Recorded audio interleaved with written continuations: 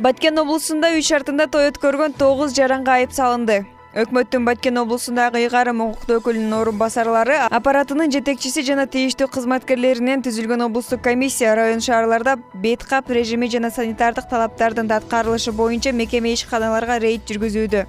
Жалпы облус боюнча 63 мамлекеттик мекеме ишканалардын санитардык абалы текшерилди. Ал эми тийиштүү органдар тарабынан да пландуу түрдө тынымсыз рейд жүрүп жатат. Натыйжада кече 24 сентябрь күнү жүргүзүлгөн рейдтин жыйынтыгы менен үйүндө көп адам топтоп той өткөргөн 9 жаранга 3000 сомдон айып салынды. Ал эми бир күндө жалпы 133 ар кандай багыттагы ишканалар текшерилип, 25 ишканага 93 000 сом айып салынды. Белгилей кетсек, Баткен облусунда дагы да эпидемиологиялык абал кооптуу бойдон сакталууда. Эл көп топтолгон жайлардагы санитардык талаптардын аткарылбагандыгы жана той мааракелердин өткөрүлүшү кырдаалды турукташтырууга түздөн-түз тоскоолдук жаратууда.